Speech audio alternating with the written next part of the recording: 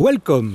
Dans quelques secondes, vous allez rencontrer 3 femmes littéralement hors du commun. Et pourtant, si vous les aviez croisées lors d'une soirée ou dans la rue, vous ne l'auriez jamais remarqué. Leur particularité cognitive ne se voit pas. Elles font partie des 0,04% de la population, soit une personne sur 2300, à avoir un QI de plus de 150. Je suis Raph et vous êtes sur la chaîne d'Intensément Podcast, tout savoir, tout connaître sur l'univers des hauts potentiels intellectuels, HPI ou surdoués. Il y a 4 mois, le podcast a lancé True HPI, une véritable enquête participative à la recherche d'une femme correspondant au profil de Morgane Alvaro. Vous savez, l'héroïne de la série HPI, une maman de 35-45 ans, extravertie, synesthète, de milieu modeste et surtout au quotient intellectuel de 160. Mais je sais que vous êtes impatient de les rencontrer, donc si vous voulez tout savoir sur cette enquête, vous pouvez aller sur le podcast Intensément ou alors regarder cette vidéo où je la résume en 3 minutes 30, y compris et surtout pourquoi nous n'avons pas réussi à trouver une jeune femme au QI de 160. Tout de suite, nos véritables licornes, Aude, Esther et Sarah, répondent à nos questions avec une simplicité et une humilité confondantes. Est-ce que vous êtes de milieu modeste? Plus ou moins, en ce qui me concerne. Moi, oui. Est-ce que vous êtes extraverti? Ça dépend des fois, en fait. C'est D'accord, ça dépend si tu bois de l'alcool ou pas, c'est ça? Ah non, je ne bois pas, moi. Je ne bois jamais. Ah, très bien. Bonjour. Non, jamais. Ah bon, d'accord. Bah, c'est un trait Carrément. commun, important. Ouais, c'est un trait commun de tous les HPI. Ça, je sais pas, mais... Qu'est-ce que tu mets, toi, Aude, dans l'extraversion?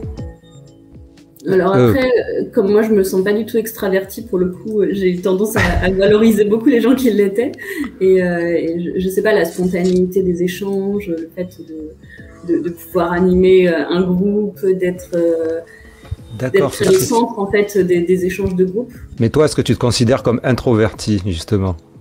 Bah plutôt oui. D'accord, ok. Introverti parce que justement je favorise vraiment les échanges bilatéraux et que j'ai toujours eu un peu de mal à trouver ma place en groupe. D'accord, oui, tu favorises les échanges privilégiés, en fait.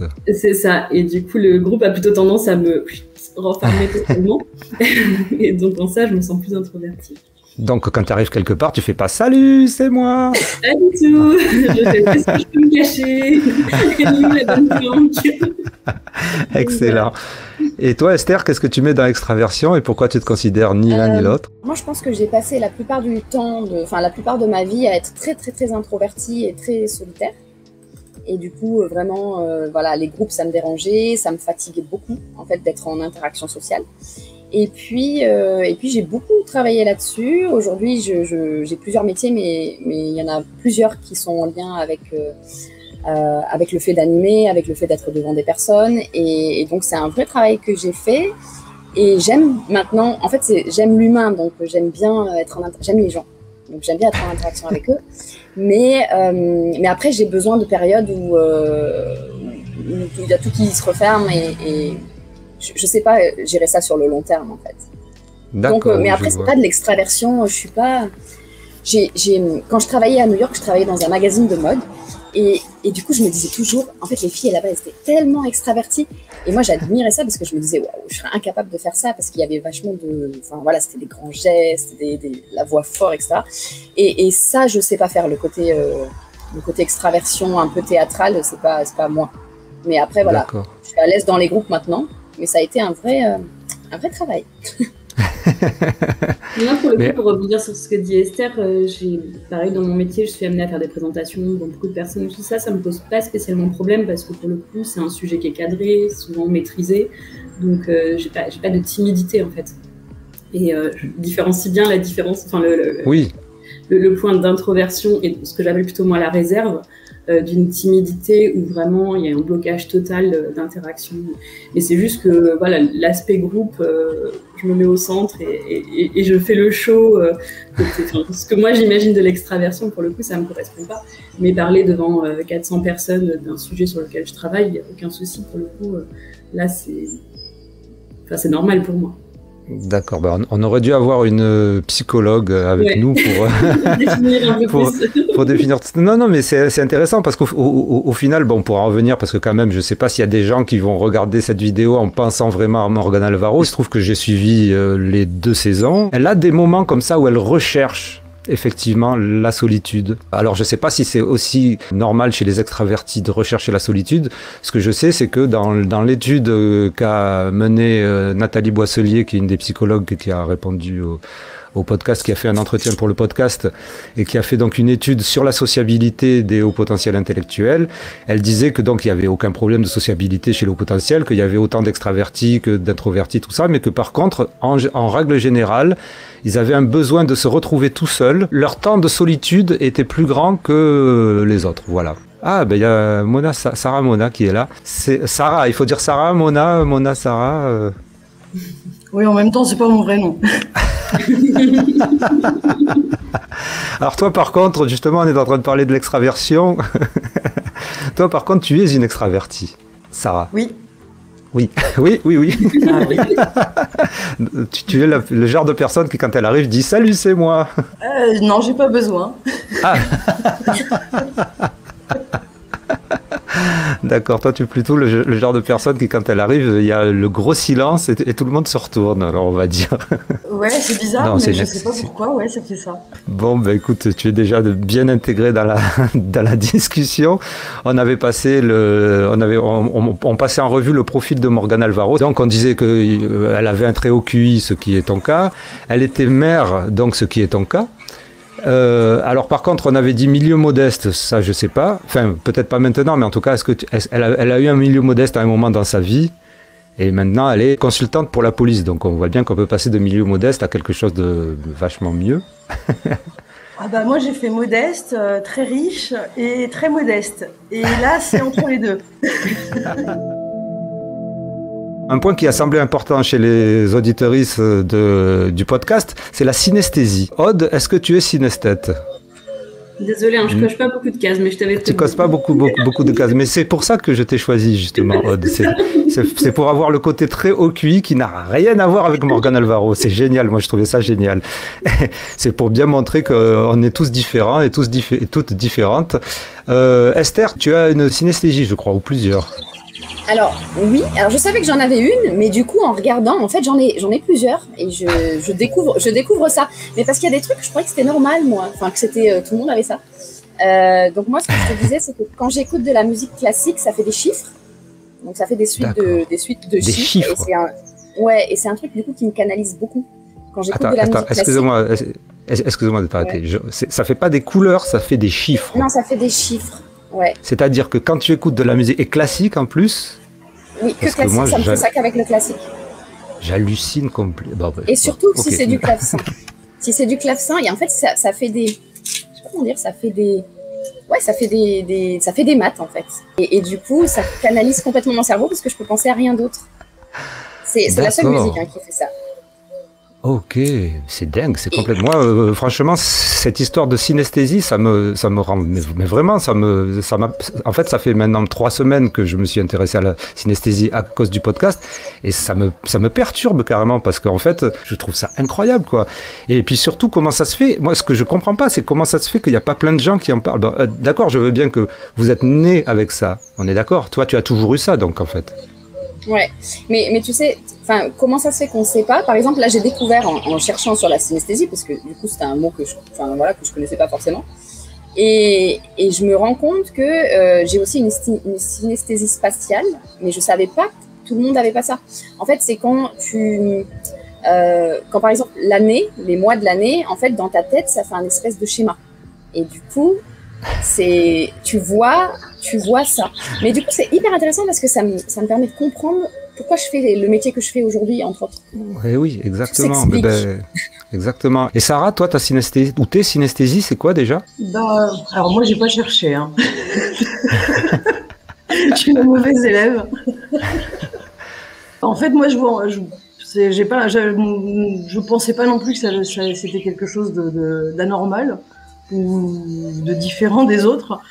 Moi, je travaille avec des machines, des ensembles mécaniques. Et je les vois, je les conçois en 3D dans ma tête et en espèce d'hologramme en fait. Donc quand je décris les mécanismes en réunion par exemple, on me voit en train de gesticuler parce qu'en fait je suis en train de construire un truc. C'est pas parce que t'es marseillaise alors en fait. Je la vois vraiment, hein. Je la fais bouger, je leur explique, et puis à côté je fais des schémas beaucoup plus simplifiés sur des tableaux, des grands tableaux à côté, quoi. Donc ça m'est très utile. Mais ça te vient naturellement, ça aussi? Comme à Esther, je pense, sans y réfléchir, c'est une boîte à outils, hein. C'est un des outils. D'accord, ok. J'imaginais que tout le monde faisait pareil. Et tu l'as depuis toute petite, mais donc toute petite, tu faisais pas ce métier. Donc qu'est-ce qui t'arrivait en forme toute petite? Tout en fait. Tout était en 3D. Dès que j'imaginais quelque chose, je me construisais. Ok, d'accord. Je trouve ça complètement dingue. Je trouve ça dingue. À chaque fois qu'il y a un véhicule qui passe, c'est chez toi, Esther, qu'il y a un véhicule qui passe? Ouais. Chaque fois qu'il y a un véhicule qui passe, j'ai l'impression qu'il passe derrière moi, alors je me retourne. C'est peut-être une synesthésie que j'ai en fait. Voilà, j'ai découvert ma synesthésie. Ça y est, merci les filles, grâce à vous, je suis synesthète. On va commencer par Aude. Alors, entre 1 et 8, tu choisis quel chiffre? Le 2. Le 2, donc la question 2, la question 2, c'est la question de Max, donc du groupe Facebook HPI Résilient Enquête d'équanimité. Alors, à quel âge avez-vous été testé et l'influence que ce test a eu sur votre parcours de vie? Donc, Aude, à toi l'honneur de répondre. À moi l'honneur. À quel âge, en fait, c'était il y a 1 an, donc c'est assez récent. C'était il y a 1 an? Ouais. D'accord, ok. Il y a 1 an, donc je vais avoir 40 ans, donc 39 ans. Et qu'est-ce que ça a eu comme impact, comme influence? J'étais en plein questionnement sur mon parcours professionnel. Du coup, j'ai trouvé un autre travail, à peu près dans cette période-là aussi. Donc ça matchait bien en termes de remise en question. Après, j'avoue que ça a eu un double effet. Le premier qui a été très rassurant, de trouver des explications à pas mal de choses, notamment ce sentiment un peu de décalage. Donc ça a fait un gros ouf. Finalement, je sais pourquoi, et donc ça a donné pas mal d'explications sur tout mon parcours que je me suis sentie obligée du coup de revivre et de repasser à la moulinette et au prisme de cette nouvelle information. Ensuite, il y a une deuxième phase de « Ok, so what? Qu'est-ce que j'en fais maintenant ?» Parce que c'est au-delà du fait que j'y suis allée en m'attendant à quelque chose, c'est vrai que le résultat était un peu au-dessus de ce que j'imaginais, puisque sinon on ne serait pas là pour en parler, et je m'attendais à être entre 125 et 135 et pas être à ce niveau-là. Donc, je me suis dit « Ok ». Et parfois, ça a donné lieu aussi à une forte remise en question, c'est-à-dire ok, intéressant ce score, mais moi, dans ma vie de tous les jours, j'ai plutôt l'impression de me sentir souvent plus bête que d'autres, en fait. Et donc, du coup, ça revient systématiquement. C'est-à-dire que si dans une discussion, je comprends pas, je suis pas ou autre, j'ai toujours le questionnement de me dire, mais ils se sont trompés, le test, c'est pas vrai, c'est pas possible. Et donc, c'est vrai que je trouve que ça a enlevé un peu de légèreté au quotidien. Et j'ai l'impression que ça m'a mis une petite pression supplémentaire. Ah oui, d'accord, ok. D'accord. Okay. En fait, ouais, le résultat étant assez fort, c'est pas que j'y crois pas encore, mais il y a quelque chose d'un peu du surnaturel, je trouve. Et voilà, après, j'ai toujours eu l'impression que ça allait assez vite dans ma tête. Mais c'est plus cet élément de vitesse que j'avais constaté que vraiment le côté intelligent en tant que tel qui doit tout comprendre et tout connaître, et voilà, je trouve que sur cet aspect-là, ça met un petit peu de pression. La définition scientifique du HPI, le seul consensus actuel, c'est donc un quotient intellectuel au-dessus de 130. Au-dessus de 145, on considère donc que c'est très haut QI, donc THPI. C'est un cerveau qui va vite, en fait. Ça ne veut pas dire qu'on est plus intelligent non plus, qu'on va sortir d'un seul coup les équations qui vont transformer le monde ou les idées qui vont transformer le monde. Mais en tout cas, il va plus vite. Ce qui signifie évidemment que si on a raison plus rapidement aussi, de toute manière. Non, et puis sur la vitesse d'apprentissage, j'ai clairement constaté que, aussi bien dans mon parcours scolaire que par la suite, j'étais amenée à être confrontée à des langues étrangères assez régulièrement, et je sentais bien que j'avais une capacité d'appréhension de ces langues qui était globalement assez efficace. Mais voilà, c'est juste parfois, comme je travaille dans le digital, mais je suis pas d'un profil pur techno à la base, je me retrouve entourée de personnes hyper à fond sur la tech, et de temps en temps, je les regarde et j'ai vraiment l'impression, pour le coup, d'être face à des gens brillantissimes. Et je trouve que ça replace un petit peu dans son contexte ce score de qui reste en effet peut-être juste un fonctionnement et pas quelque chose qui doit provoquer, je sais pas, soit un ego surdimensionné, soit c'est juste une capacité d'appréhension des choses qui fait que ça va certainement un peu plus vite. Mais je comprends la pression que ça te fait. Je suis assez fasciné par ces histoires de quotient intellectuel. Et ce que j'ai compris quand même, bon, vous trois, vous êtes plus ou moins autour de 150. C'est exceptionnel. C'est comme si vous faisiez partie des, je sais pas combien il doit y avoir donc de personnes qui courent le 100 mètres en 5 secondes. Je sais pas comment expliquer ça. C'est un peu un truc comme ça, en fait, pour moi, quand je vous regarde ou quand j'y pense, en fait. La différence, c'est que nous, on dit aussi des conneries à la vitesse du son. Pour toi, sans doute, j'ai pas l'impression que Aude dit beaucoup de conneries. Je suppose que... C'est comme tout le monde. Non, je suis sûre qu'elle y pense. Oui, voilà. Je réfléchis à tous les gens qui m'ont dit « Raph, tu vas trop vite. » Mais vous, c'est même pas trop vite que vous devez aller. C'est même pas une Ferrari que vous avez. C'est les espèces de dragsters qui partent dans le désert et qui dépassent le mur du son. Et c'est ça qui me fait rigoler, parce que je posais la question à Stéphanie Aubertin la dernière fois. Comment est-ce que c'est possible que quelqu'un qui a un très haut QI puisse être calme et posé? Et je regarde Aude et j'hallucine complet, en fait.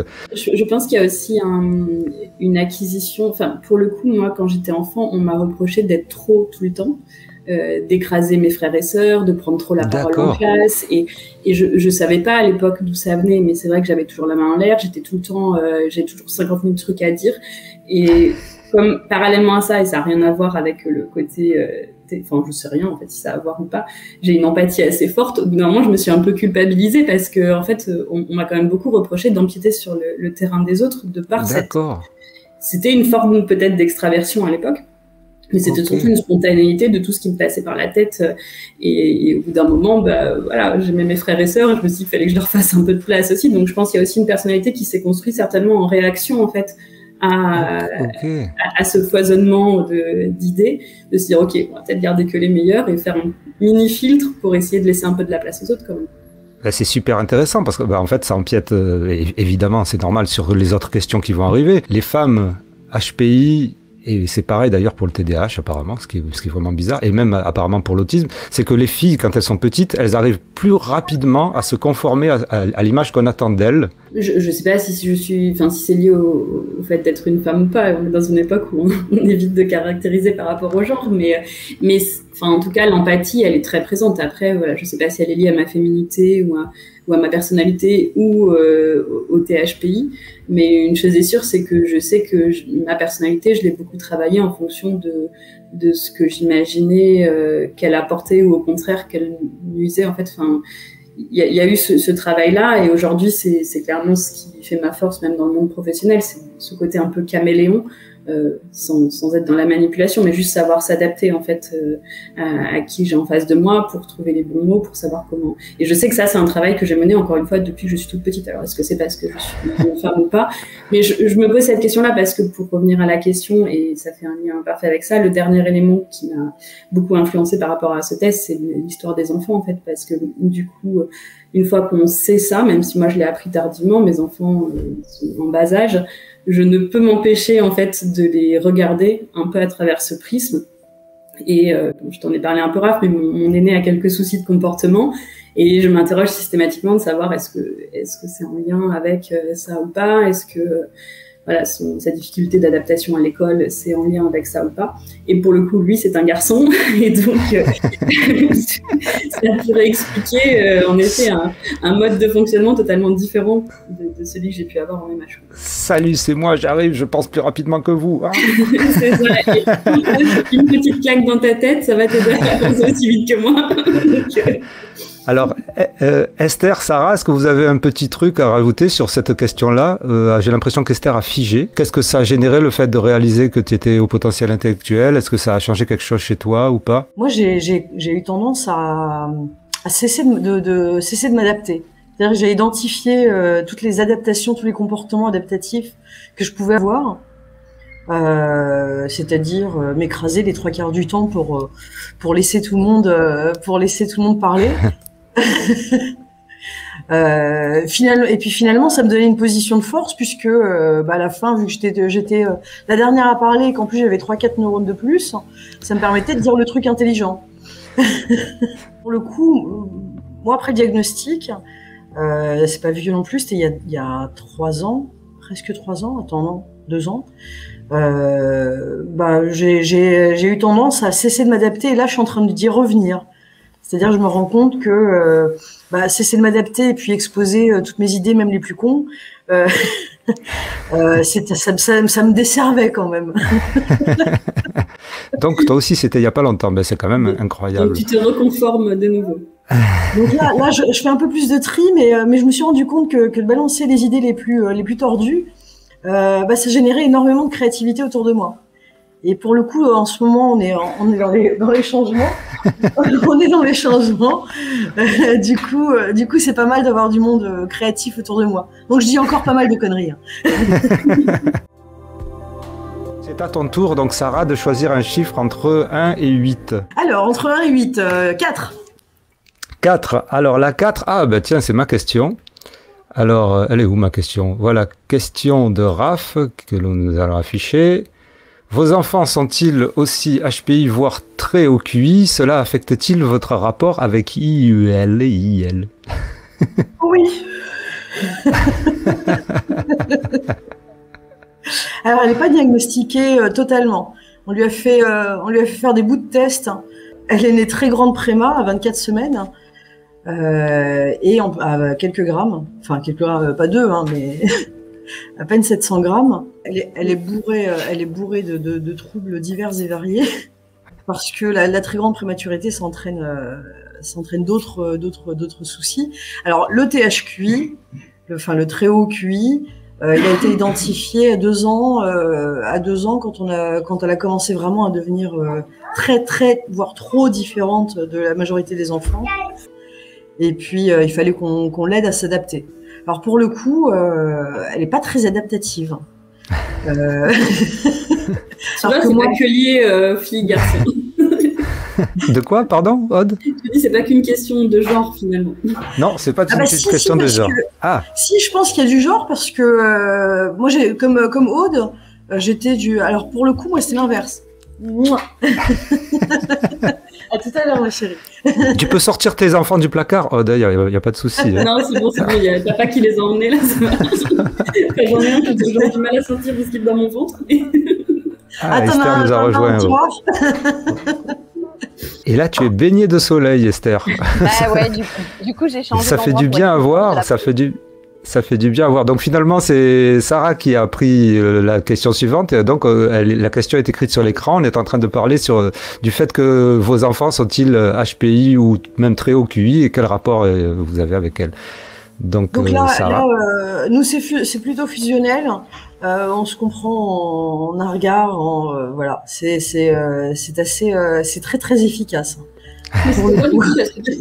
Tu parlais de ces spécificités à 2 ans et demi, c'était quoi en fait déjà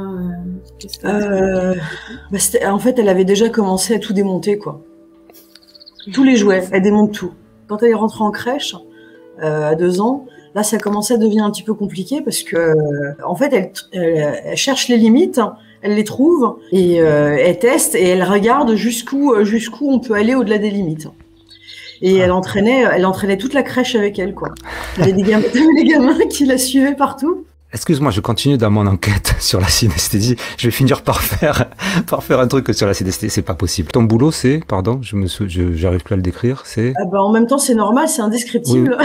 Oui. C'est pas connu du tout. Je suis ingénieur mécanique avec une spécialité fonderie-forge. Et puis j'ai fait plein d'études ensuite, plus tard. Alors, excuse-moi, imagine, j'essaie d'imaginer. Je suis un enfant, j'ai 2 ans, 3 ans, 4 ans, ok, d'accord.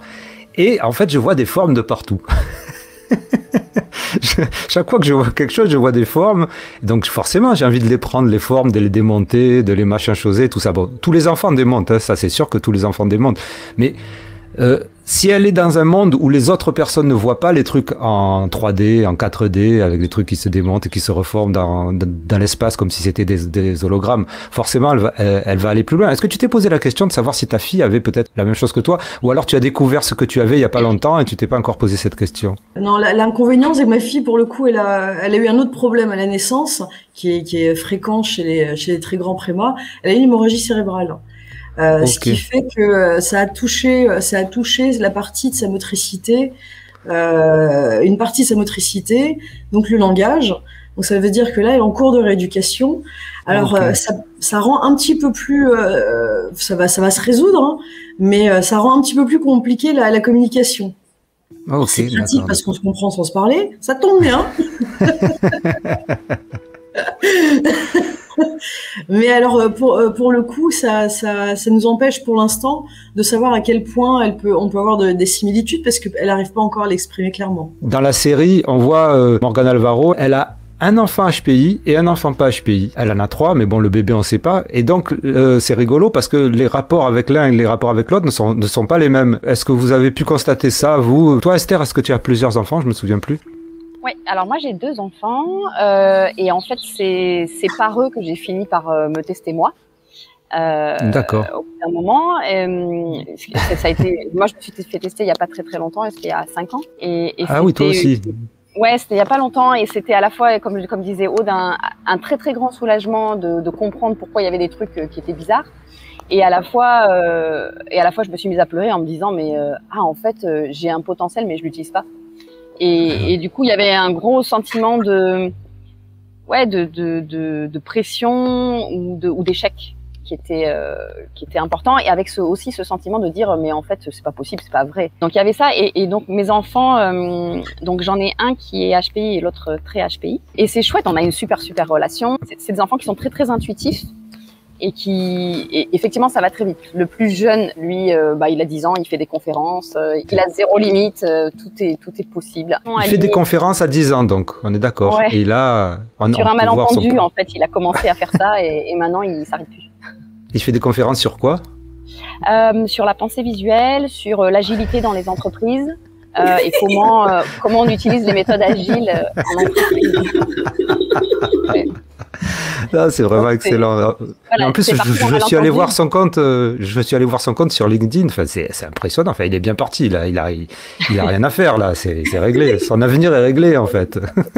Je m'ennuie pas.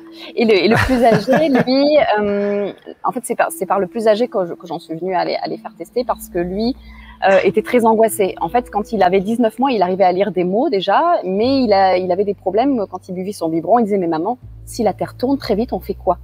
Et je lui dis attends, bois ton biberon quoi. Ils ont tous les deux un haut potentiel, mais ils sont très très différents. Après, il y en a un qui est dysgraphique et dyslexique et l'autre qui est dysgraphique et dyspraxique. Donc ils font un bon cumul des mandats là. Voilà, ils jonglent comme tout le monde. En fait, c'est fou comme cette histoire de haut potentiel est parfois pour celui qui le vit pas handicapant, mais presque. Il y a quelque chose de pas facile de comprendre le jeu social. Et ce qui fait la complicité que j'ai avec mes enfants, c'est ça, c'est ce truc de dire ouais, je comprends pas. Parce qu'en fait, c'est une phrase qu'on dit le plus, hein, moi j'ai l'impression. Ouais, c'est ma phrase favorite que les gens détestent quand j'ai dit, mais je comprends pas. Mais moi, ça m'arrive tout le temps. Mais en fait, c'est ça, de leur faire comprendre c'est quoi le jeu social et comment on se met dedans, même s'il y a des trucs qu'on comprend pas. C'était Aude qui parlait de l'adaptation. Et il y a ce sentiment des fois de suradaptation qui est ultra fatigant et du coup qui fait que pour trouver sa vraie place et sa bonne place, c'est pas évident quand même. Et alors, excuse-moi parce qu'en fait c'est intéressant en tant que maman, tous les enfants sont différents. Mais toi, tu en as un qui est HPI et tu le sais, et un qui était HPI et tu le sais. Est-ce que tu sens une différence chez eux? Oui, il y a une différence, mais parce que déjà, il y a une grande différence de caractère qui est pas du tout liée à ça. Oui. Il y en a un qui est plus aligné, l'autre qui est plus angoissé. D'accord, on ne pourra pas vraiment voir, donc, en fait. Lequel est plus aligné, selon toi? Le plus haut QI c'est le plus haut, mais je pense que en fait parce qu'en fait quand on fait les tests de QI, il n'y a pas que le chiffre final. Il y a aussi tous les processus cognitifs qui sont mis en place par l'individu et ce qui qui se passe, c'est qu'il y en a un qui a un plus bas QI que l'autre, mais celui qui a le plus bas QI a aussi une très très grande hétérogénéité.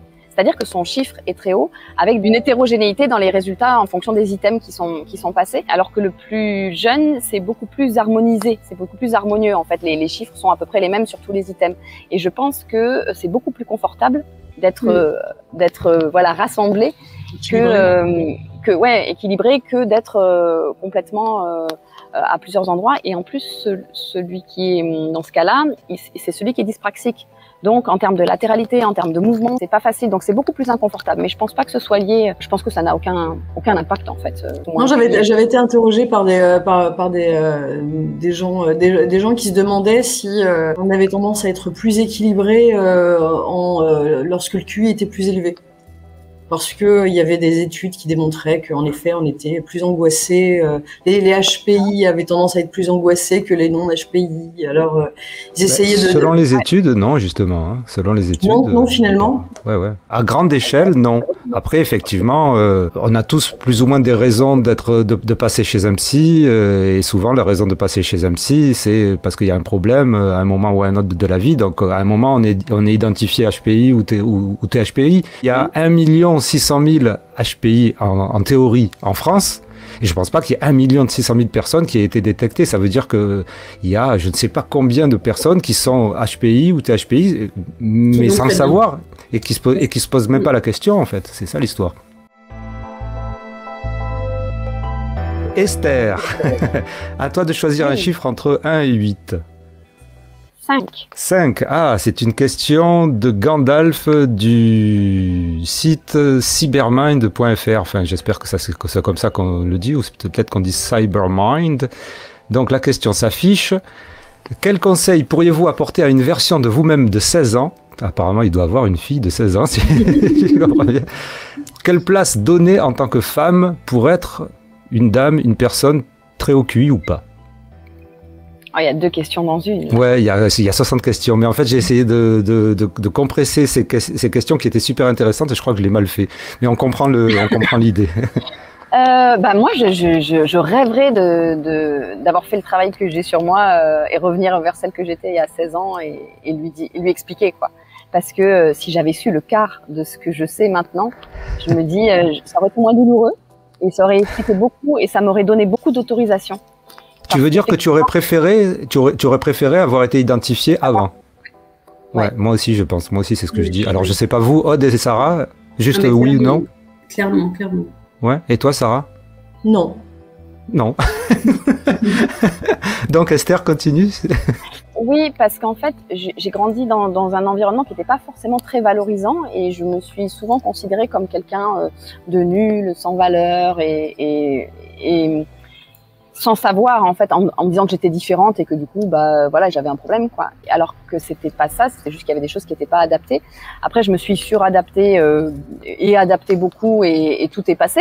J'étais une enfant assez scolaire, donc voilà, ça passe. Mais pour exprimer sa créativité, tout le travail que j'ai dû faire pour laisser sortir qui je suis, ça m'a demandé beaucoup de travail.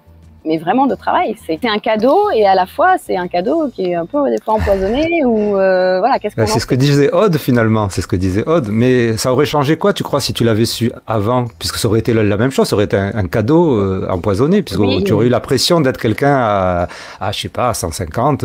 Tu aurais dit oh là là, mais pourquoi j'arrive pas à faire ça? Ouais, mais du coup tu fais plus confiance à tes choix, tu vois, là où tu te dis c'est moi qui fonctionne pas, qui tourne pas rond parce que je suis pas comme les autres.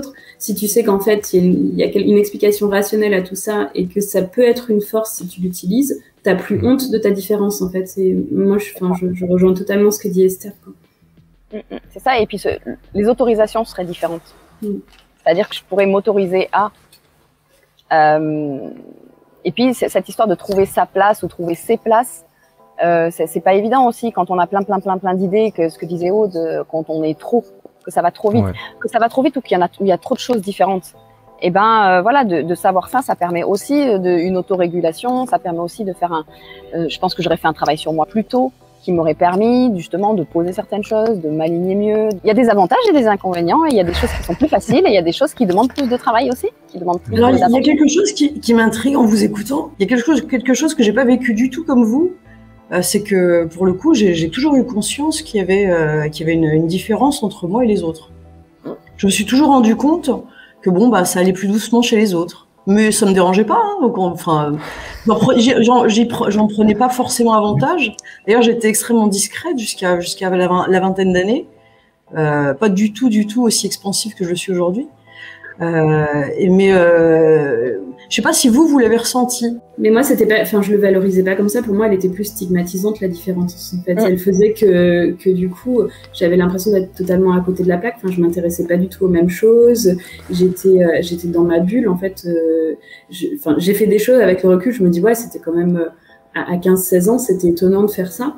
Mais sauf qu'il y avait aucun écho dans mes pairs sur ce que je mettais en place, sur ce qui m'intéressait, et du coup c'est pas facile de se créer des vraies relations amicales, de trouver justement un groupe, parce qu'à cet âge-là avoir un groupe c'est quand même un peu important.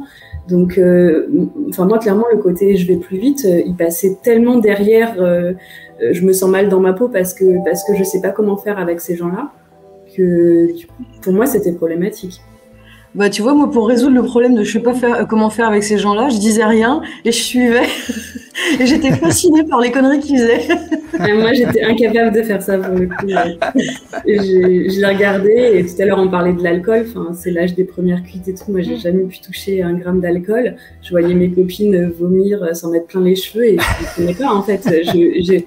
J'arrivais pas à forcer qui j'étais. J'arrivais pas.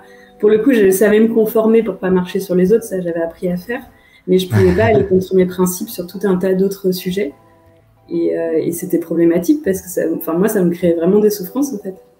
D'accord, ok. Après, c'est peut-être une question, on en revient toujours à ça, c'est peut-être une question plus de caractère, de personnalité propre que effectivement de HPI, mais le HPI rajoute en ceci qu'effectivement, tu te retrouves à faire des trucs ou à penser des trucs qui vont peut-être plus loin que les autres et que, comme tu disais, où tu n'as pas de père au final, quoi. Tu peux pas. J'avais envie de répondre un truc à Gandalf. Moi, si j'étais lui, en tout cas, j'y pense beaucoup pour ma fille. Je sais pas si vous avez des filles, les filles justement, Aude et Esther. Bientôt, elle est en cours. Tu vois, moi, je pense beaucoup à ma fille parce qu'en plus, on me dit qu'elle est jolie, alors j'ai peur pour elle. Pour le coup, si j'avais un conseil à donner, ce serait d'aider sa fille au maximum, de lui permettre d'avoir confiance en elle, en ses décisions. Je me dis qu'il faut impérativement que je l'aide à prendre confiance en elle, parce qu'elle est suffisamment intelligente pour discerner ce qu'il faut faire ou ce qu'il faut pas faire. Et si elle a suffisamment confiance en elle, elle prendra les bonnes décisions. Et je me dis que c'est probablement, enfin, moi, si je devais donner un conseil à Gandalf, c'est celui que je donnerais puisque c'est celui que je me donne pour ma fille. Mais c'est celui qu'il faudrait donner pour tous les enfants, hein, je crois. Pour tout le monde, ouais, c'est clair. Leur vraie place, la place que eux, enfin, qui ils sont eux, hein. Aude, donc, un chiffre entre 1 et 8. 8. Le 8, alors, évidemment, j'ai cliqué sur le mauvais truc. Le 8, c'est la question de Roxane. Alors Roxane, qui est une contributrice du podcast, qui va s'afficher tout de suite la question, c'est « Ressentez-vous un décalage ?» Ben tu vois, ça revient. « Ressentez-vous un décalage de rapidité, de compréhension, de percute ou de culture pouvant engendrer une sorte de fossé lors de vos échanges au quotidien avec d'autres ?»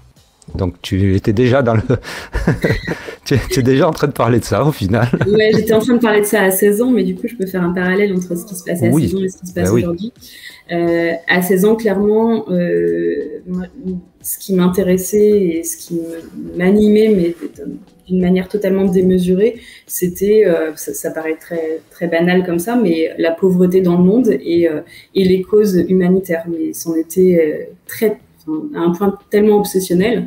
J'avais 11 correspondants en Afrique, je connaissais, j'avais appris toutes les capitales partout, j'avais mis en place un club de soutien aux collégiens dans ma ville, j'étais en terminale, et du coup j'avais sollicité tous les collèges pour pouvoir aider les collégiens qui ne pouvaient pas faire leurs devoirs les mercredis après-midi. J'étais déjà en mode gestion de projet assez forte, j'étais allée voir la mairie et tout, mais c'était viscéral en fait, ça m'habitait, tous les sentiments d'inégalité, c'était vraiment très très fort. Et bon, j'avais su embarquer quand même un certain nombre d'amis qui m'aidaient à faire le soutien, mais je sentais bien en fait que personne vivait ce truc aussi intensément, pour faire écho à ton podcast, que moi. Et donc c'était compliqué parce que moi je vivais ça comme quelque chose d'urgent, de dramatique. Enfin, c'était vraiment très très fort. Donc le décalage, il était énorme parce que j'aurais rêvé de pouvoir avoir quelqu'un avec qui parler de ça sérieusement et qui puisse vivre le truc un peu comme moi, quoi. Donc ça, c'était à 16 ans et c'est ce qui m'a valu vraiment le fait de me dire mais pourquoi elles sont en train de se bourrer là qu'il y a des choses plus graves dans le monde, quoi. Et donc voilà, c'était vraiment limite handicapant et ça me crée une barrière vraiment forte. Je pense que moi, ma mixité sociale m'a poussée vers ce domaine d'intérêt et a fait que je pense que cette notion d'inégalité, elle est apparue très fortement chez moi parce que justement, il y avait cette inégalité dans mon propre cercle. Dans ma famille paternelle, ils étaient plutôt dans un milieu privilégié, donc je pense que la forme a pris une autre dimension. Je pense que c'est plutôt ça qui m'a poussée vers ce sujet que le milieu social qui a fait que j'étais en décalage avec mes pairs, notamment au lycée ou autre. Je pense que c'est juste que ça intéressait personne à ce moment-là. Enfin, il y avait un sentiment d'insouciance qui était propre au fait d'avoir 15 ou 16 ans et qui était plus logique en fait que moi ce que je vivais. Je me suis fait des après-midi entières à regarder des thémas Arte sur l'Holocauste. Enfin, j'évite moi ça par contre. Non mais avec je te rassure, moi je regardais que des documentaires et je le fais encore. Hein. Ouais, avant d'être mère de famille et de rencontrer mon mari, je passais mes soirées sur la LCP en jouant à Candy Crush pour fixer mon attention. Donc voilà, les documentaires en tant que tels, c'est pas très très grave, mais il y avait un côté un peu pathologique que je trouve à mon adolescence qui était quand même très très tourné vers la misère, l'inégalité. Enfin, c'était vraiment too much, quoi. Enfin, aujourd'hui, avec le recul, je me dis si j'avais su, pour revenir un peu sur notre question, si j'avais su que c'était ça qui faisait que j'allais trop loin à chaque fois dans tous les sujets qui m'intéressaient, peut-être que j'aurais appréhendé les choses un peu différemment. Et donc, pour en revenir aujourd'hui sur la nature des échanges, le fait est que j'ai toujours tendance à pousser très très loin des choses qui m'intéressent. Je suis passionnée par le Moyen-Orient, par exemple, et donc c'est insatiable, en fait. Enfin, je vais écouter des podcasts à n'en plus finir, j'ai lu des livres à n'en plus finir. Donc, je vais forcément être face à des personnes quand je vais discuter du Moyen-Orient où enfin, ça va pas me satisfaire parce que j'ai besoin de beaucoup plus. Et en revanche, sur plein d'autres sujets que tout le monde maîtrise bien parce que sous les feux des projecteurs de l'actualité ou autre, il y a plein de trucs sur lesquels je me sens totalement à côté de la plaque parce que je m'y suis pas intéressée, parce que donc le décalage il est tout le temps présent en fait, et c'est ce qui fait que j'oscille tout le temps entre il m'intéresse pas ou parfois je me sens trop bête parce qu'en fait j'ai l'impression que j'ai jamais aligné en termes d'intérêt. Mais je pense que c'est inconscient en fait, c'est juste que pour moi, enfin je pense pour d'autres personnes aussi, le fait de se dire c'est pas je maîtrise un sujet, mais je m'y suis intéressée. C'est je m'y suis intéressée selon mes propres critères de ce qu'est m'intéresser à un sujet. Évidemment. Et moi, m'intéresser à un sujet, c'est pas juste avoir regardé 5 minutes de BFM. Enfin, c'est pas possible en fait. Donc voilà, du coup, tu vois, enfin, c'est cette profondeur en fait qui est nécessaire à chaque fois, qui fait que moi je peux pas parler d'un truc si j'en connais pas les contours en fait. Enfin, je peux pas faire semblant. J'arrive pas il y a des gens qui savent très bien manier, on leur donne 2-3 infos et ils peuvent nous parler pendant 10 ans sans problème. Moi, j'ai besoin vraiment d'avoir eu en plus différents points de vue, de les avoir synthétisés, d'en avoir tiré ma propre sauce. Enfin, voilà, au final, ça prend plus de temps qu'autre chose, en fait, cette rapidité. Oui. En même temps, c'est tellement captivant. Enfin, pour le coup, j'adore les podcasts et quand j'écoute des podcasts d'histoire en me promenant dans les bois, enfin, le monde s'arrête en fait. Enfin, je suis dans une plénitude absolue et voilà, je me laisse emporter sur des sujets, les Ottomans, je sais pas moi tout ce qui est, je peux pas expliquer, mais c'est mon bonheur à moi pour le coup. Alors moi j'ai rigolé en entendant les anecdotes d'adolescence parce que alors moi c'était pas la misère dans le monde. J'ai commencé à m'intéresser à la psychopathologie. J'ai commencé à dire ça vers 12-13 ans. Et c'était super pratique parce que je faisais la psy en fait avec. Je passais mon temps, j'analysais tout le monde autour de moi. C'était fascinant. Ben écoute, moi à 13 ans, c'était San Antonio et supporter de l'OM. Alors bon, effectivement, moi je suis que HPI, je suis pas très aucune. Bon, alors si ça peut te rassurer, j'ai aussi beaucoup fait de recherches à l'époque, puisque c'était le début de la sexualité. pour tout le monde, hein, à peu près, à l'adolescence. Et du coup, on me prenait vraiment pour une tarée, hein, parce que j'essayais aussi de comprendre c'était quoi les mouvements dans les sexualités, etc. Alors Sarah, on reste avec toi, sauf si Esther a envie de dire quelque chose ou pas. Non, mais je rebondis sur ce que tu dis, okay. sur le côté psycho, en fait.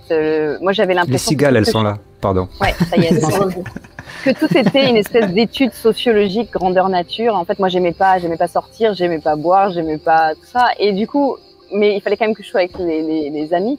Donc je prenais tout ça comme une espèce d'étude sociologique, de voir comment les humains fonctionnaient, de comprendre, voilà. Et c'est marrant parce que du coup, comme je suis assez hyper empathique, il y avait des gens qui venaient toujours me raconter des trucs et qui venaient se confier et voilà. Et alors ce qui est très intéressant, c'est que ça a duré jusqu'à il y a peut-être une dizaine d'années où je me suis rendu compte que c'était aussi un métier de faire ça. Mais comme pour moi c'était très naturel, j'ai eu vraiment du mal. Ça fait partie aujourd'hui de mes métiers, mais j'ai eu vraiment du mal à considérer ça comme un travail parce que pour moi c'était juste naturel et c'était juste ce que tout humain doit faire, de l'écoute et puis du soutien. Sur la question du décalage, en fait c'est pas tant un décalage de rapidité.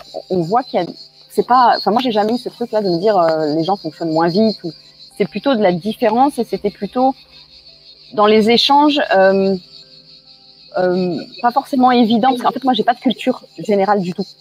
Je regarde pas la télé, je suis nulle en géographie, je suis nulle en histoire, et ça m'intéresse pas. Et quand j'étais plus jeune, j'avais besoin de trouver une passion parce que tout le monde avait des passions, moi j'en avais pas. Moi tout me passionnait pendant un temps et puis après quand j'avais compris, je passais à autre chose. Mais du coup ça me frustrait vraiment de pas avoir de passion et je trouvais que c'était vraiment handicapant. Et sur toute la question de la culture générale, sur les informations et les actualités, mais alors moi je suis mais c'est une honte quoi. À chaque fois je me dis oh là là je peux pas rentrer dans la discussion. Plus c'est politique, plus c'est historique, moi je rentre dedans. Et par contre après je vais avoir des connaissances très pointues sur des trucs improbables avec qui je peux discuter avec personne. Mais voilà et du coup ça fait des décalages parfois à ce moment-là. Et quand en plus on sait cette histoire de haut potentiel. On se dit oh là là, en plus on a vraiment l'impression d'être bête en société quoi parfois. Mais alors est-ce que les gens reviennent souvent sur le fait que tu sois très haut QI? Oh les gens le savent pas, je le dis pas moi. On met pas une étiquette. Non mais d'accord, mais c'est parce que tu viens de dire et en plus si on le sait, c'est ça que je veux dire. Non mais si moi je le sais, c'est-à-dire que moi si toi tu le sais, d'accord. Le regard que je porte sur moi, je me dis oh là là, mais des fois. Mais après il y a toujours ça et puis le fait d'être moi je sais que dans tous les métiers que j'ai eu, le fait d'être une femme, on n'est pas forcément pris au sérieux. Après moi j'ai fait une thèse mais qui est sur un sujet improbable, tu vois, je te rejoins sur l'histoire de la sexualité puisque moi c'était sur l'utilisation du sexe dans les médias et dans la publicité. Et du coup, c'était mais qui fait un doctorat là-dessus? Et il y avait un truc pas sérieux. Et puis et du coup, c'est un vrai challenge de dire non, il y a des choses qui sont scientifiques, d'affirmer sa compétence. C'est une aventure. Hein. Prochaine question, donc c'est pour toi, Sarah. 6. 6. La 6, c'est Clotilde du groupe Compendium Douance. Où est-elle cette question? Elle est super simple, tu vas voir, tu vas adorer. Un détail. Quel est donc l'essentiel pour vous? Merci Clotilde, nous te remercions d'avoir posé une question aussi simple. La paix. La paix quoi? De la paix pour toi ou la paix dans le monde ou... Non, parce que la paix pour moi déjà c'est pas mal, mais en même temps ça va. Écoute, faut commencer petit pour arriver grand. Mais... Exactement. Mais ouais, déjà la paix, ouais. J'ai une espèce de goût pour la paix. Et pourtant je fais la guerre. En fait, je suis hyper combative. C'est étrange de dire qu'on aime la paix alors quand on est combatif. Je suis hyper combative justement pour défendre la paix. Mais c'est comme une recherche permanente de trouver des situations de paix. Mais alors, est-ce que quand tu parles de paix, par exemple, tu penses à sérénité? Non, la paix dans le sens de l'équité. La paix, c'est ce qui fait qu'on n'a pas envie de s'agresser. C'est cette espèce de situation équilibrée qui fait que personne n'a envie d'attaquer. Ok. Ok. Donc j'aime l'équilibre, cool j'aime l'harmonie et j'y travaille. C'est cool parce que tu as répondu à une question que moi je n'aurais absolument pas su quoi répondre, ou alors je n'en aurais parlé pendant 3 heures. Tu en as répondu à une phrase pratiquement, et justement j'essaie de te faire parler. Non, mais c'est bien. Est-ce que Aude ou Esther, vous avez quelque chose à dire sur l'essentiel? Je suis sûr que vous n'avez pas d'essentiel, vous, j'en suis certain. Au contraire, justement, il y a des trucs qui sont fondamentaux et sur lesquels, depuis très jeune, il y a des choses qui sont importantes et primordiales. Et tu parles de paix. Et il y a cette idée de respect. Pour moi, le respect, c'est quelque chose d'essentiel. Le respect de soi, de l'autre, et de trouver cet équilibre entre justement les besoins des uns, les besoins des autres, et qui est pas évident à trouver, qui est un vrai parcours, mais je crois très important dans le lien à soi et le lien aux autres. Et toi, Mais Aude? du coup, je me demande, est-ce que ça te rend combative? J'ai du mal à être combative, et pourtant je suis plus efficace quand je le suis. Mais pour que je devienne combative, il faut qu'à un moment donné, le degré d'inconfort soit tel qu'il y a un petit coup de colère, et à ce moment-là, je suis en mode bulldozer, et là, même s'il y a marqué impossible sur le papier, il y a tout qui passe. Mais voilà, j'ai besoin ce qui est pas évident, parce que je suis très très résiliente, et du coup, j'ai besoin que ça aille à un point tel. J'aimerais pouvoir jauger ça avant, c'est-à-dire savoir que moi je fais ça quand la limite est déjà dépassée. J'aimerais bien voir. Donc, ouais. Alors moi, je sais pas, il y a un truc qui est chiant. Pour le coup, c'est intéressant d'en discuter avec des personnes qui partagent le même travers. Je vois arriver les emmerdes à 10 000 lieues. Du coup, quand je l'ai arrivé, que c'est pas là, mais que je vois que si cet événement arrive, je sais que ça va m'attirer des emmerdes dans 1 an ou 2. Eh bien, je vais faire une colère maintenant. Et ça rend fou tout le monde. Ça, c'est vrai. Ça peut m'arriver, ça, d'avoir déjà déroulé le fil parce que j'ai anticipé et que la personne en face, elle a même pas vu, en fait, encore qu'il allait avoir le truc derrière. Mais ça, c'est difficile dans la relation. Moi, j'appelais ça de l'anxiété avant. Maintenant, je le relis sur le haut potentiel des fois de temps en temps. Mais effectivement, je crois, alors, je vais peut-être dire une connerie.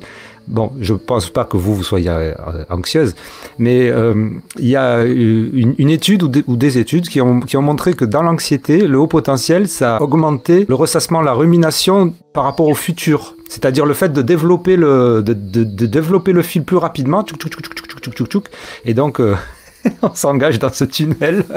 Et puis tu peux en dérouler plusieurs des fils. Et puis oui, bien sûr, surtout toi qui es championne de mind mapping. Oui, parce que nous avons une championne du monde de mind mapping avec nous. Wow. Je savais même pas que ça existait avant de le faire. Hein. C'est un hasard. Mais ce qui était intéressant dans cette histoire, c'était que le côté très structuré et très technique que je pouvais avoir et très dans ma bulle était à mettre en lien avec un côté créatif très fort qui me demandait moi vraiment un effort. Et c'était tout ça le challenge de mettre les deux ensemble. Mais effectivement, si tu déroules, quand tu es dans l'anticipation de choses, que tu peux dérouler 5 scénarios en même temps, scénario, je crois qu'on dit, on devrait dire. En termes de charge mentale, c'est complexe. Et pour te rejoindre, Sarah, sur cette idée de je sais quand les emmerdes arrivent, le plus âgé de mes 2 fils, s'il va quelque part, rien qu'en son attitude, je sais s'il va se passer quelque chose. Ça peut générer chez lui des crises ou des colères, pour le coup.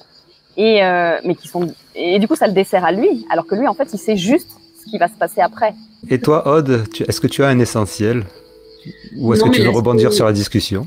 Non, mais enfin je fais assez écho sur l'aspect paix, équilibre, respect humain. Pour le coup, j'ai transformé un peu ma question des inégalités dans le monde à des inégalités au sein de mon entourage. Et je travaille dans un milieu qui est le milieu d'édition où il y a clairement des inégalités assez fortes entre les éditeurs, la matière noble de l'intelligence et les petites mains que sont les développeurs ou les profils techno qui développent. Et du coup, j'ai reproduit cet essentiel au sein de... C'est-à-dire que depuis que je travaille dans ce milieu-là, ça fait maintenant presque 20 ans, je n'ai de cesse de faire en sorte qu'il y ait plus cette différence de statut un peu à l'ancien régime dans mes structures professionnelles. Et c'est vrai que je sens que c'est plus fort que moi, qu'en effet, c'est une notion d'essentiel. Je ne supporte pas, en fait, ce côté hiérarchique entre les classes, peu importe quel type. Voilà. Donc, je pense qu'on peut parler d'essentiel. Alors, toi, tu casses un peu les. Ça fait du bien. Tu casses un peu. Non, elle disait que ça faisait du bien de t'entendre. Je fais écho parce que les gens, quand ils pensent à HPI et très haut QI, ils pensent à des gens qui font plein de choses différentes dans leur parcours et tout ça. Donc là, tu viens de dire que ça fait 20 ans que tu fais la même chose. Ça fait 20 ans que je suis dans le même secteur, ouais. Que tu es dans le même secteur. Ouais, sauf que, en fait, je fais plein de choses et mon profil plaît pour ça. Parce que, en fait, donc, comme je l'ai dit, je travaille dans le milieu de l'édition juridique, en fait. Et moi, à la base, je suis plutôt une matheuse. J'ai fait un bac scientifique spécialité maths. Après, je ne sais pas pourquoi. Enfin, si, parce que je voulais sauver le monde, je suis allée faire des études de droit. Donc, ça n'avait absolument rien à voir. Avec, pour le coup, une mise en échec et difficulté assez importante parce que l'apprentissage par cœur pour une THPI qui s'ignorait et qui avait jamais appris l'effort de sa vie, ça a été très complexe. Et oui, ça c'est un choc qui arrive souvent chez les... Oui, mais quelle mauvaise idée d'aller faire du droit quand on est... Enfin bref, peu importe. Personne t'a prévenu? Moi, on m'a prévenu. Hein. Mais personne m'a prévenu. Moi, c'est pour ça que encore une fois, sur est-ce que j'aurais aimé le savoir à 16 ans? Oui, j'aurais aimé le savoir à 16 ans. Voilà. Après, j'ai certainement développé du coup d'autres choses grâce à ça. Et en plus de ça, ensuite, je me suis formée en marketing. Donc, il se trouve que dans une structure comme une maison d'édition juridique, je comprends facilement les profils techno-digitaux parce que je pense qu'on est câblé quand même d'une manière à peu près similaire. J'ai ce qu'il me faut de bagage pour parler avec des juristes et j'ai aussi ce qu'il faut pour parler avec des marketeurs, des profils commerciaux ou autres de par les études que j'ai menées en parallèle. Donc, je suis dans le même secteur, mais je suis amenée à faire tellement de choses différentes en fait dans mon quotidien. D'accord. Que ça t'a jamais dérangé en fait. Ouais, faire le relationnel entre tous ces gens-là. Donc moi j'ai plus l'impression de faire un métier de traduction en fait. Parce que toi Esther, tu disais que tes enfants, enfin tu disais pas là dans la discussion, mais tu me disais que tes enfants te reprochaient de changer tout le temps de boulot. Ah non, ils me reprochent pas. Ça les amuse de compter mes métiers. Mais alors il y a deux pendants à ça. J'ai beaucoup de métiers, mais pour moi, il y a un fil conducteur entre tous les métiers. Il y a une grande logique entre ce que j'ai fait et dans mon parcours. Et finalement, mes métiers ne sont que des outils au service de la même chose, qui est de faciliter la vie des gens finalement et de les aider à être qui ils sont. Et ça va des tout petits, de la maternelle au comité de direction et des centres sociaux au gouvernement de Monaco. Donc c'est hyper vaste. Mais je sais pas, j'ai un truc un peu utopiste. Je me dis, si les gens savent qui ils sont quand ils sont petits, quand ils sont grands, au bout d'un moment ça va se rejoindre au milieu. Je sais pas, il doit y avoir un truc. C'est aussi leur dire que c'est possible. Je me suis formée par exemple en graphothérapie il y a 2 ans parce que mes enfants étaient dysgraphiques. Parce que ça coûte cher. La graphothérapie, c'est l'histoire de la rémédiation du geste, de comment on peut avoir une écriture qui est soit plus visible, si c'est ça, soit plus rapide si c'est le besoin, soit quand on écrit on a mal quelque part. Mais mon approche c'est vraiment une approche globale et de dire c'est quoi le besoin qu'il y a derrière. Écrire bien pour bien écrire, il n'y a pas besoin aujourd'hui, on a des ordinateurs. C'est quoi le besoin derrière? Est-ce que c'est je veux avoir une trace qui me ressemble? Est-ce que j'ai envie de pas avoir mal au bras quand j'écris ou au poignet quand j'écris? Est-ce que mon besoin c'est je sais pas, d'écrire plus vite parce que je suis plus à l'aise? Et c'est vraiment encore une fois, moi j'aborde vraiment tous les métiers que je fais du point de vue de l'individu et de son besoin et de comment il peut être le plus aligné possible. Et que ce soit le plus confortable entre ce qu'il pense, ce qu'il a envie de réaliser, ses émotions, et puis comment ça se passe dans son corps à l'intérieur. Parce que moi, pendant 20 ans, je crois, je me suis demandé, en fait, je pense que mon corps a trimballé ma tête pendant très longtemps.